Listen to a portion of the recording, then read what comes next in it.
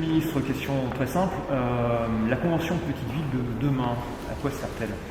Elle sert à faire en sorte que de l'ingénierie de projet soit mise en place dans des territoires ruraux qui souvent manquent de moyens sur ce plan-là. Vous avez toujours des moyens en investissement qui vous permettent là de réhabiliter une chapelle, là de réhabiliter un tribunal, puisque nous sommes dans un ancien tribunal, et pour autant, vous passez souvent à côté des trains que sont le train de l'Arlance ou à côté du train des programmes européens, tout simplement parce que vous n'avez pas assez d'ingénierie sur votre territoire. Donc le but du programme Petite Ville de demain, c'est d'abord de proposer une ingénierie de projet, de payer un chef de projet à l'ensemble des collectivités qui sont signataires de cette convention. Demain, de faire en sorte que ces bourgs-centres, qui quelquefois ont perdu de leur superbe parce qu'il y a des commerces qui sont partis ou autres, bénéficient là encore de postes complémentaires, comme par exemple un manager de centre-bourg qui va rechercher des commerces, pas forcément ceux qui existaient auparavant, mais des commerces nouveaux pour s'installer dans le bourg. Vous pouvez avoir accès à des agences comme l'Agence nationale de l'habitat qui va venir faire des programmes spécifiques pour que votre cœur de bourg, qui souvent est composé d'un habitat vétuste dans les vieilles communes, c'est souvent le cas, et qui n'est pas habitable, puisse être réinvesti, ce qui vous permet là aussi d'éviter l'étalement urbain et d'être en conformité avec les futurs textes, notamment les textes sur le climat.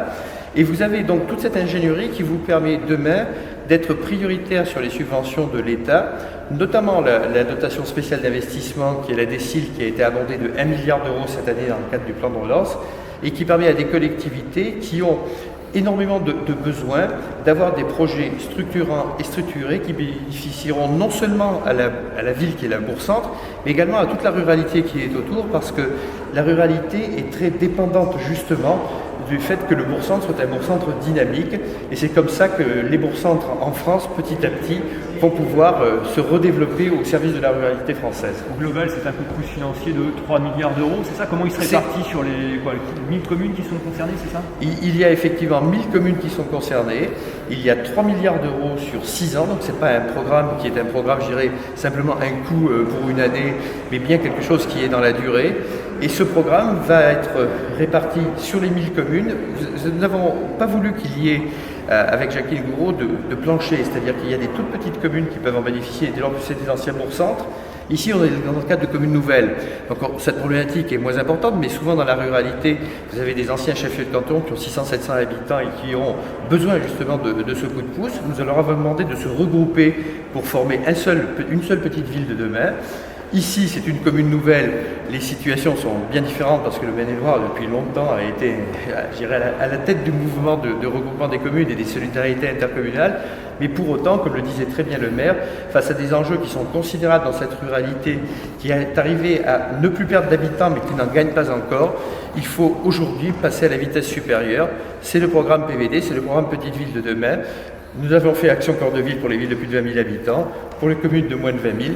C'est à nouveau un nouveau défi que nous lançons, et demain cette ruralité que nous voyons aujourd'hui ici dans le Maine-et-Loire ne sera plus présentée comme un problème, mais bien comme une solution pour l'ensemble du territoire français. Donc l'enveloppe financière, ce sera à la carte pour chaque commune? L'enveloppe financière sera à la carte pour chaque commune et en fonction des projets. Tout cela dépendra vraiment de la dynamisme, j'allais dire, du projet qui sera mis en place sur le territoire communal et intercommunal. Et tout cela, tous ces projets seront donc rendus prioritaires au financement de l'État, mais également à des ingénieries complémentaires. Je le disais, Agence de l'habitat, un autre, c'est la Banque des territoires qui va intervenir. Donc tout cela fait converger les financements publics sur un territoire signataire. Merci. Philippe Chalopin, cette convention, en quoi va-t-elle contribuer à redynamiser la commune nouvelle de Baugé-en-Anjou? Vous êtes déjà rassemblés, il y a 15 communes qui sont rassemblées, vous avez déjà effectivement fait des efforts et mis les moyens effectivement pour être plus fort, j'allais dire. Qu'est-ce que ça vous a apporté de plus? Alors, l'apport essentiel, c'est d'officialiser les partenariats avec la région, le département et les services de l'État, parce qu'effectivement, au-delà de notre organisation interne, on a besoin d'une ingénierie, et le contrat Petite Ville de demain nous offre cette ingénierie avec l'intervention de la Banque des territoires, et puis également des financements qui vont être fléchés sur les différents projets que nous avons mis dans la convention. Donc l'objectif, effectivement, c'est de redynamiser, de continuer à dynamiser notre territoire, et cette convention Petite Ville de demain va nous permettre de bénéficier des services de l'État, de l'ingénierie. C'est là l'essentiel, le point essentiel de la convention. Et sur quel type de projet, en fait, il y a nécessité de redynamiser justement? Alors, nous, la difficulté essentielle que nous avons, c'est la réhabilitation de l'habitat ancien. Puisqu'on a un taux de vacances assez élevé dans nos centres-bourgs des 15 communes déléguées, on a un taux de vacances qui dépasse les 10%. Donc l'objectif, effectivement, c'est de réhabiliter avec des aides de l'ANA, entre autres, mais également avec une réflexion, puisque l'État finance via la Banque des Territoires un chef de projet qui va organiser les opérations de réhabilitation de l'habitat ancien. Et puis l'autre objectif fort, c'est effectivement de revitaliser, de sécuriser nos centres-bourgs. Parce que si nos centres-bourgs ne sont pas sécurisés, les gens peinent à y revenir. Donc les rendre plus attractifs, les rendre plus dynamiques, c'est aussi l'objet de cette convention. On est aujourd'hui là aussi au pôle santé, Oui. Un bâtiment quasi neuf.